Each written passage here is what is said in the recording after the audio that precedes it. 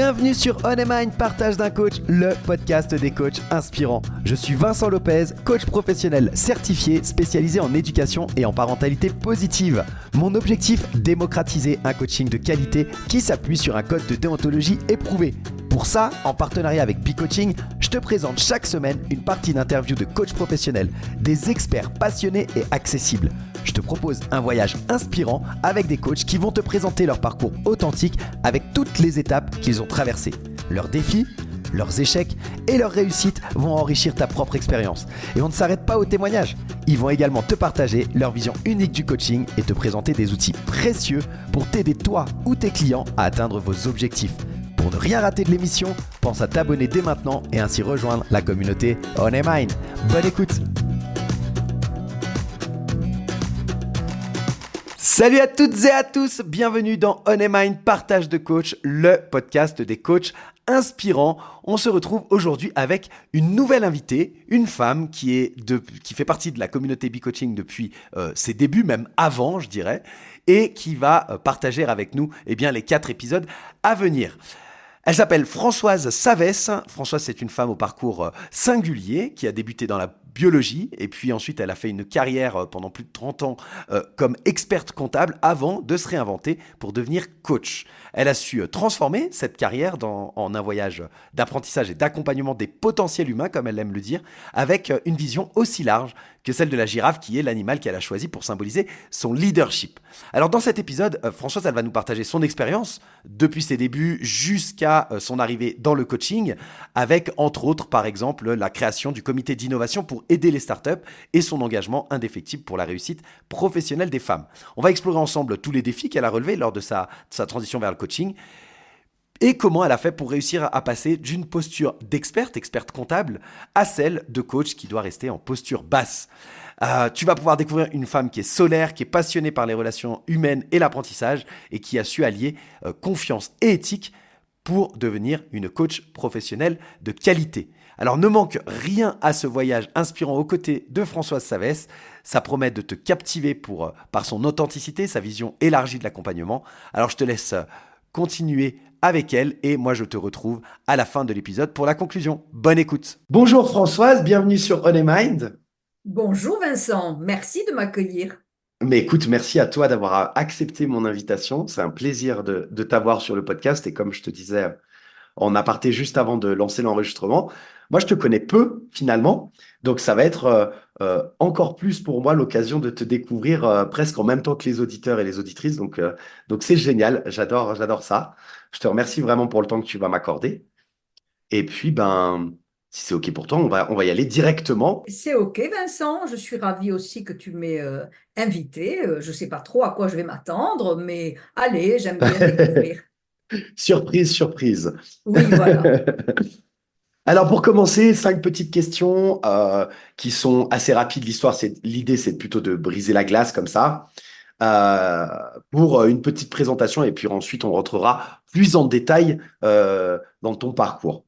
La première, c'est si tu étais un livre, quel titre choisirais-tu pour représenter au mieux ton parcours professionnel qui va, si je ne m'abuse, de la biologie jusqu'à l'expert comptable et au coaching, bien entendu. Elle est intéressante ta question parce que je pourrais légitimement me la poser et d'autres à côté de moi. Y a-t-il un fil rouge dans l'histoire? Biologie, expertise comptable, coaching. Oula. Eh bien, je dirais que si j'étais un livre, le titre serait Étudier et accompagner les potentiels des humains. Ça te va, ça? Bah écoute, moi ça me va, si à toi ça te va, c'est parfait, je trouve ça très chouette Voilà, et ça donne une image un peu du fil rouge dont tu parlais, je trouve. voilà. Étudier parce que je suis une apprenante, accompagner parce que j'agis. Et puis voilà, c'est exactement ce que j'ai fait toute ma vie. Extra, génial. Donc, étudier et accompagner les potentiels humains, c'est ça? Oui, Génial. Et ben voilà, il reste plus qu'à l'écrire maintenant. voilà. Alors, il y a un livre dans ma tête qui tourne. Et chaque fois, je me dis, quand est-ce que tu vas commencer l'écriture? J'adore ça. Ce livre ne s'appellerait peut-être pas comme je viens de te le dire, mais en tout cas, ce serait ça, la trame. Voilà. Et je rêve d'une femme qui serait l'héroïne et qui rassemblerait en fait plein de personnages féminins de ma famille. Ah, génial! Écoute, ça donne envie ce pitch-là. Moi, je pense qu'on a tous envie que tu te lances dans l'écriture et que tu nous dises quand le livre est Ouais, sorti. ouais, j'aimerais vraiment. Mais écoute, il faut, tu sais, il faut penser, prioriser. Ouais, Et l'important, en fin de vie, il y avait une infirmière, je ne sais plus comment elle s'appelle, qui a fait toute une étude et qui a écrit un livre hein, là-dessus, sur les 5 regrets les plus partagés à travers le monde. ouais, Et en fait, à chaque fois, les choses qui sont données par les gens, ce sont des choses qu'ils n'ont pas faites. Il n'y a jamais ouais, de regret avec ce qu'on a fait. C'est toujours ouais. des choses qu'on aurait voulu faire et qu'on ne fait pas. Donc voilà. Alors Vincent, moi j'ai un problème, c'est que j'ai tellement d'envie. Et ouais, il faut faire des choix. Alors je n'ai pas vraiment de regrets parce que j'ai trop d'envie. Voilà, mais c'est ça. Bon, bah alors ça va, ça reste positif, c'est parfait. Voilà, exactement. Deuxième question, si tu pouvais te transformer en un outil ou en un instrument que tu as utilisé durant ton parcours professionnel, hein, quel qu'il soit, lequel tu choisirais? Ah, ça c'est très très chouette comme question. Écoute, sans hésitation, je suis un crayon à papier. Ok. Pour quelle raison Oui, le crayon à papier? alors, parce que d'abord, j'adore le contact de la matière, c'est de la Mhm. matière naturelle, parce que on peut effacer, c'est pas grave, Essai-erreur, pas de problème. c'est génial, parce que c'est l'opposé du digital. Non pas que je m'oppose au digital, puisque 35 ans dans l'expertise comptable, je baigne dedans, mais j'aime les extrêmes, j'aime penser autrement, j'aime écrire. J'aurais pu hésiter avec le pinceau parce que j'aime peindre. Ok. Hein. Mais je t'ai dit que je mets trop de choses. Donc, ce sera le crayon à papier qui est mon compagnon. De toute manière, si tu venais chez moi, là, à gauche de mon écran, tu as des pots de crayons. Et si je me tourne sur l'étagère, il y a plein de crayons de couleur. Mais je garde le crayon à papier. Ok, crayon à papier. Et l'avantage par rapport au pinceau, c'est que tu peux effacer, tu l'as dit, donc on n'a pas Et peur de se voilà. tromper, quoi. Et voilà, exactement. Extraordinaire. Superbe. Imagine maintenant que tu es un lieu. Euh, Quel est celui que tu choisirais pour symboliser le mieux ton engagement? Alors moi, j'ai cru voir à travers les lignes de ton parcours que tu avais été pas mal engagé pour la réussite professionnelle des femmes. Eh bien, il y a une seule chose qui n'est pas vraie dans ce que tu viens de dire, c'est que tu le mets au passé. Ah, Que pardon, tu as, excuse-moi, c'est toujours d'actualité. voilà, que tu avais été, non, que je suis. Voilà, c'est encore un autre fil rouge d'être engagé pour la réussite professionnelle des femmes. Et donc, si j'étais un lieu là, en fermant les yeux, je me dis que je suis dans une salle de réunion. Ça peut être un conseil d'administration, une réunion quelconque, peu importe. Et autour de la table, il n'y a que des hommes, il y a une femme. Et je suis à l'intérieur de cette femme et je sais tout ce qui se passe par la tête.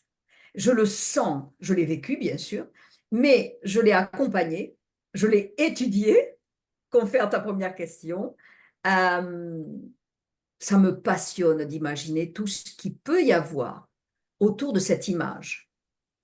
Voilà. Et si je faisais un tout petit peu d'humour, je t'ajouterais, qu'est-ce qui peut se passer au moment où c'est l'heure de la pause café? Je te laisse, Vincent, imaginer la suite. Génial, j'adore, j'adore, j'adore. Ouais, vraiment, je suis fan, je suis fan. Voilà, voilà, voilà. Extra, merci beaucoup. Euh, Si tu étais une innovation ou une invention qui a marqué l'un de tes domaines d'expertise, laquelle serais-tu? Alors là, c'est plus compliqué pour moi de citer un exemple particulier parce que voilà, ce que je peux te dire, c'est que je suis moi-même des R&D, c'est-à-dire que je suis en permanence en recherche et développement. Euh, J'aime la nouveauté, j'aime repousser les limites. Quand j'étais expert comptable, puisque je ne suis plus en exercice professionnel d'expertise comptable, quand je l'ai été, Ben, j'ai créé carrément à Paris le comité innovation de la profession d'expert comptable pour aider les startups à démarrer.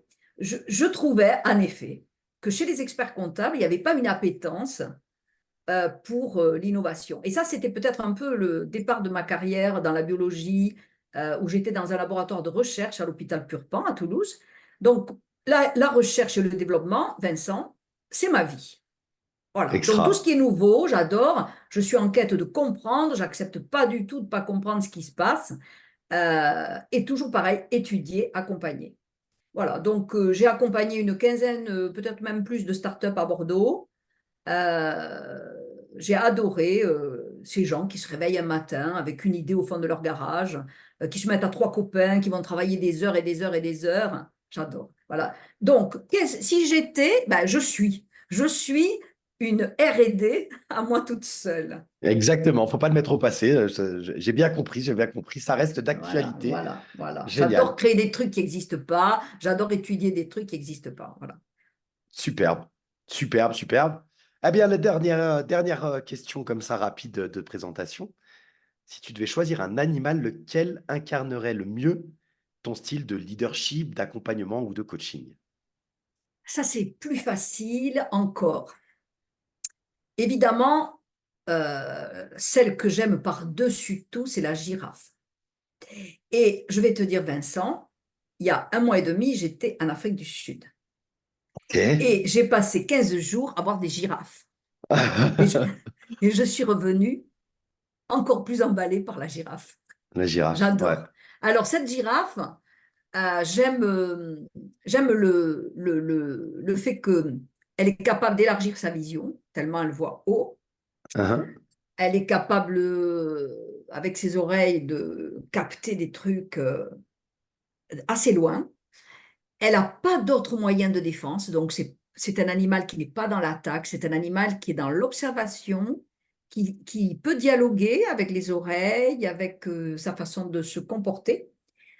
C'est l'animal qui incarne l'observation et c'est l'animal qui incarne la hauteur de vue. Uhum. Ok, je comprends. Voilà, je Eh bien, suis merci. la girafe. Tu es la girafe.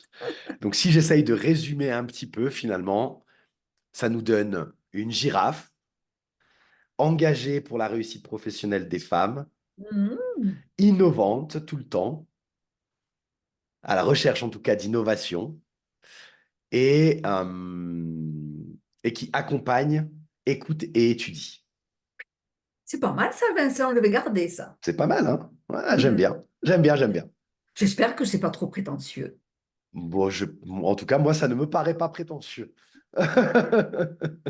Chacun Écoute, jugera. voilà, ceux qui vont nous écouter doivent le sentir. Non, c'est pas prétentieux. Allez. Non, non, non, du tout. Du tout. Super, bon bah écoute, on va rentrer un petit peu plus dans le vif du sujet. Merci pour cette brève présentation et qui nous dépeint un petit peu plus le contour de la personnalité de Françoise. Euh, on va rentrer un petit peu plus dans le vif du sujet et puis aller attaquer un peu ton parcours vers le coaching. Est-ce qu'il y a un déclic? Quel a été ce déclic qui t'a conduit vers le coaching? À quel Alors moment oui, tu identifies ceci? oui, ça c'est clair. Donc Vincent, tu vas te dire, puisque tu as suivi les cours de coaching, tu vas te dire que le coaching, c'est pas du conseil. Or, pendant 35 ans, je n'ai fait que du conseil. Donc, ce qui va être le déclic, c'est que, en effet, pendant 35 ans, j'ai eu une posture d'expert, que j'ai encore, hein. Je peux très bien, je sais voilà, aujourd'hui, je sais faire la part des choses et je sais, je crois que je sais prendre la posture d'expert, de même que j'ai été formatrice, donc j'ai goûté à tous les trucs là. Euh, à la fin de ma carrière professionnelle d'expert comptable, j'ai présidé l'association des femmes experts comptables au niveau national. Et Ok. j'ai eu un mandat de 4 ans et j'ai eu à gérer la période du Covid. Ce qui veut dire que lorsque, déjà, je m'étais attaquée évidemment comme tu l'as dit, à la réussite professionnelle des femmes et particulièrement des experts comptables. Et là, on se prend le Covid. Pour les femmes experts comptables, en 8 jours, il a fallu mettre tous les collaborateurs à distance, manager à distance des gens qui étaient plus ou moins autonomes. Il a fallu gérer les inquiétudes des clients. Il a fallu gérer les gosses à la maison avec l'école. Il a fallu gérer la proximité du mari à la maison qui travaillait en télétravail lui aussi. Il a fallu gérer tout ça. Ça s'est traduit, tu te l'imagines, par une charge mentale extraordinairement lourde, notamment lorsqu'elles avaient des clients en détresse au bout du fil dans leur salon. Donc, faire rentrer dans la maison, ce qu'on a toujours quand même en tant que professionnel, on fait une barrière. Là, l'inquiétude des clients, entrepreneurs qui arrivent chez toi. Donc, plus tout éclate, les limites professionnelles, vie privée, etc. Donc, moi, j'ai mis en place quasiment un accompagnement, pour en revenir là-dessus. J'ai mis en place un accompagnement de ces consoeurs, soit en individuel, soit en collectif. Je ne me sentais pas capable de faire ça, donc je me suis entourée de coachs. J'ai sélectionné Ok. une team avec qui j'entretiens des relations extraordinaires, que j'aime, ce sont devenus des amis. J'ai sélectionné des femmes qui ne sont pas du tout dans la profession d'expert comptable, qui sont des coachs reconnus, et j'ai fait, moi, simplement la coordination de tout ça. J'ai vu le résultat de ce que ça a fait. Voilà. Et lorsque mon mandat de présidente s'est arrêté, d'ailleurs, je pouvais continuer un mandat de plus, mais j'avais trop envie d'apprendre. Je suis partie en vacances avec mon conjoint et je me dis, non, mais attends, là, il faut que je comprenne ce qui se passe. Moi qui est expert, je vois ce qui se passe réellement dans la relation. J'ai dit, il faut que j'apprenne ça. C'est trop bien. Et donc, en rentrant des vacances, au Baléares d'ailleurs, à la Toussaint, hop, je me suis inscrite. Et j'ai suivi mes cours de coach, de coaching, parce que ce que je voulais, c'était aller donc plus loin dans l'accompagnement. Comprendre comment ça se passe pour passer de ce rôle d'expert avec ce qu'on a très bien appris, donc c'est-à-dire vraiment la posture basse, Mhm. alors que moi, les gens, ils venaient me voir en me disant, Madame Savès, dites-moi ce que je dois faire. Et au début, j'ai été très ennuyée, Vincent. Est-ce que je serais capable de passer de ces 35 ans où on est venu me demander ce qu'il fallait faire? Voilà. Voilà. Mais comme toute difficulté, en fait, quand tu sais qu'elle existe, quand tu sais qu'elle est là, bah, tu t'attaques. Voilà. Excellent, génial, une super belle réponse.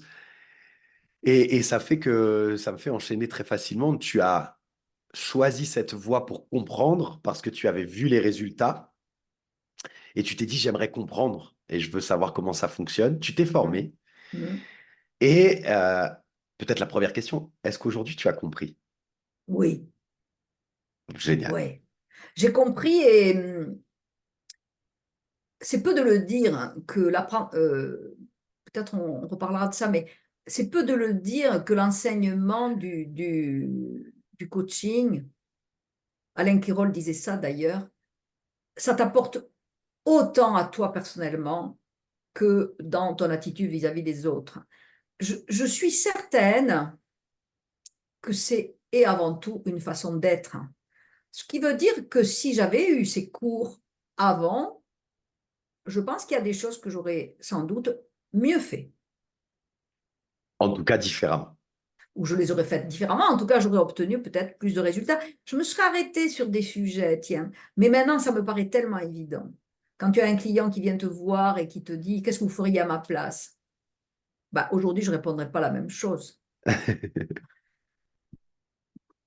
Et je lui dirais, mais voilà, je lui poserai des questions, je lui dirais, je voudrais que ça vienne de lui. Et je suis sûre que quand il repartirait beaucoup plus motivé. Combien de clients ont quitté des entretiens qu'ils ont eus avec leur expert comptable, bah, d'une part, sans trop comprendre ce qu'on leur disait, parce qu'on ne faisait pas l'effort de rentrer dans leur monde, et puis aussi en ayant décroché à un moment, parce que pas motivé. Ouais, je comprends, ouais. Je comprends. Quand tu n'es pas expert d'autant dans un domaine comme ça, moi je connais un petit peu la compta pour avoir dû gérer certaines institutions avec des gros budgets. J'avais des rendez-vous avec des experts comptables. Alors moi, les chiffres m'ont toujours passionné, donc j'ai toujours essayé de m'intéresser un minimum.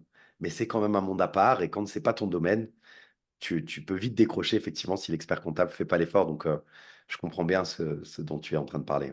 Je comprends. Et qu'est-ce qui aujourd'hui euh, te, te, te passionne finalement dans le coaching? C'est un peu en filigrane de ce que tu es en train de dire, mais j'aimerais que tu nous verbalises un peu. Qu'est-ce qui fait que bah, tu t'es formé, tu as compris des choses, tu nous l'as dit. Qu'est-ce qui fait que ça te plaît aujourd'hui? Qu'est-ce qui te plaît le plus là-dedans? Ben, ce qui me plaît le plus, c'est que je ne sais, d'abord, ça nourrit chez moi mon besoin d'apprendre en permanence. Donc, à côté de mes pots de crayon, de l'autre côté à droite, il y a plein de livres. Et à gauche aussi. Je ne suis jamais installée quelque part si je n'ai pas mes livres. Bon, donc déjà, c'est infini. Mhm. On peut apprendre, apprendre. Bon. Euh, D'ailleurs, je te fais une petite parenthèse sympathique, mais mes deux fils, il n'y a pas encore longtemps, m'ont dit: «Oh, maman, maintenant, alors, tu es tout le temps en train de nous parler de tes bouquins.» Voilà. Donc, mais par contre, ils continuent à m'acheter des bouquins. Voilà. Bon, donc mes enfants savent que je suis passionnée de ça. Alors, ça nourrit ça, mais c'est pas suffisant du tout. Alors là, je ne suis pas du tout dans ma grotte en train de lire. Ça nourrit surtout, je vais dire, ce qu'il me faut pour vivre, c'est-à-dire le lien social. J'ai besoin de ça. Je ne peux pas vivre sans. Donc, ce lien social, il s'est posé naturellement la question de: est-ce que je suis légitime lorsque je vais parler d'autre chose que d'expertise comptable? Donc ça m'a pas mal euh, habité pendant l'année de formation. Après, dès que j'ai eu mes diplômes, du coup, tu comprends aussi qu'il me fallait des diplômes parce que je ne, j'allais pas me pointer devant des gens qui me connaissaient en tant qu'expert comptable pour leur dire: «Ah, aujourd'hui, je suis coach.» Voilà. J'ai changé Donc de moi, casquette. voilà, voilà. Donc non, non, non. Moi, j'ai besoin d'apprendre beaucoup. Donc, ce qui me passionne aujourd'hui, c'est que le virage est fait. C'est-à-dire qu'en gros, aujourd'hui, on me parle plus de coaching et beaucoup, beaucoup moins d'expertise comptable. Ouh, chouette! Voilà. Donc, ce qui me plaît, c'est que les gens viennent vers moi euh, parce que je suis, pour ce que je suis, avec en effet ce que je me trimballe comme expérience. Mais il y a un point commun, c'est la confiance et l'éthique. C'est-à-dire qu'en gros, quand on est expert comptable pendant 35 ans ou quand on est coach, on sait ce que c'est que le secret professionnel absolu, on sait ce que c'est que l'éthique, on sait ce que c'est que la confiance. Autrement, on n'est ni l'un ni l'autre, ni expert comptable pendant 35 ans, ni coach. Ça nourrit ça, ce lien social indispensable.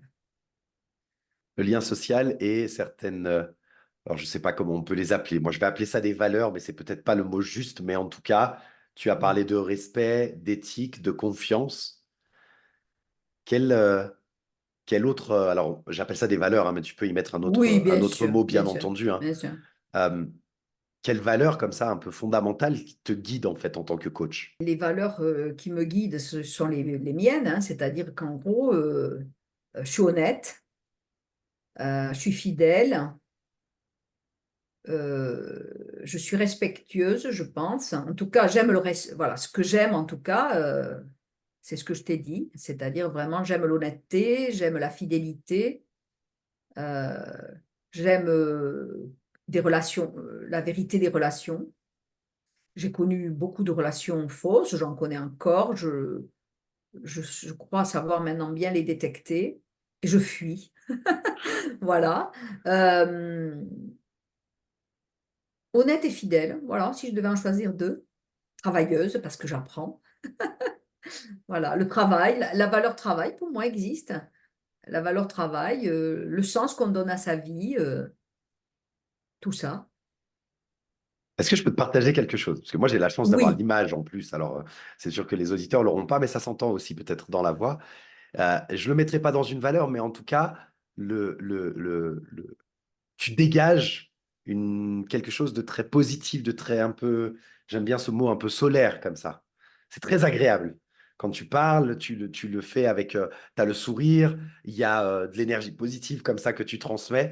Et je pense que c'est quelque chose qui doit aussi se ressentir dans tes accompagnements. Donc voilà, je voulais te le partager. merci Vincent. Mais Ça me fait beaucoup de plaisir. avec plaisir, vraiment. Euh, Alors peut-être que derrière tout ce que tu viens de me dire, il y a quelque chose que tu as senti, c'est que j'aime les gens. je pense, oui, effectivement. Voilà, voilà. Effectivement. Mais tu l'as dit, hein, Mm, tu as parlé du lien social indispensable pour toi. Donc, mais je oui. crois que voilà, on tombe dans quelque chose de très authentique, tu vois. Tu le dis et ça se ressent. Donc, c'est aligné. Voilà, exactement. Et voilà, ce sont donc ces 5 valeurs-là que Françoise met en avant dans cette première partie de notre échange, notre interview. Je te rappelle les 5 valeurs qu'elle vient de nous citer si jamais tu n'as pas pu prendre des notes parce que je crois que ce sont des valeurs vraiment importantes. L'honnêteté, elle insiste sur l'importance d'être honnête dans toutes ses relations professionnelles. La fidélité, que ce soit envers ses collègues, ses clients ou ses proches. La vérité des relations, parce elle préfère privilégier des relations authentiques et vraies. Le travail, une grande importance à la valeur du travail pour Françoise. Et enfin, l'éthique, le respect de l'éthique professionnelle et la confiance qui sont essentiels pour elle, tant dans sa carrière d'experte comptable que dans son rôle de coach. Voilà pour les 5 valeurs que Françoise nous a partagées dans cette première partie de notre échange. Tu as pu découvrir une femme, je trouve, assez exceptionnelle qui, après une carrière réussie en tant qu'experte comptable, reconnue, eh bien, elle a su quand même se réinventer et embrasser le coaching avec passion et dévouement. Elle nous a partagé aussi ses défis, ses réussites, son engagement pour l'innovation et la réussite professionnelle des femmes, tout en gardant ses valeurs fortes d'éthique et de confiance. Alors dans notre seconde partie, dans notre prochain épisode, ne manque pas la suite de notre entretien avec Françoise Savès. On va aborder plus en détail son style de coaching, comment elle a su surmonter ses défis en début de carrière et toutes les étapes essentielles de son parcours, celles qu'elle a passées. Elle va nous expliquer aussi comment elle a réussi à établir un lien de qualité avec ses clients et comment elle utilise les outils et les méthodes de coaching pour accompagner au mieux tous ceux qui la sollicitent.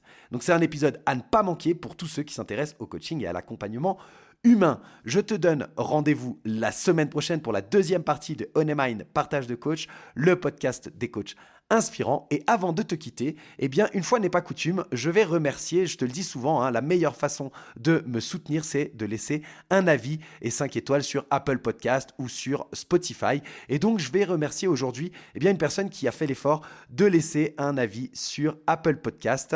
Elle a laissé cet avis au début du mois de mai et donc je vais te le lire tout de suite pour la remercier. C'est Celle2201. Bravo et merci Vincent pour ce travail et cette merveilleuse idée de mettre en lumière tous ces talents autour du coaching. Un podcast animé avec une belle énergie et de très belles reformulations et des sujets toujours très intéressants. Donc merci beaucoup Celle2201. Et puis je t'invite, si tu ne l'as pas déjà fait, à faire la même chose. Vraiment, c'est la meilleure façon de soutenir le podcast. Je te souhaite une très bonne semaine et je te dis à la semaine prochaine pour la deuxième partie de l'interview de Françoise Savès. Bye bye.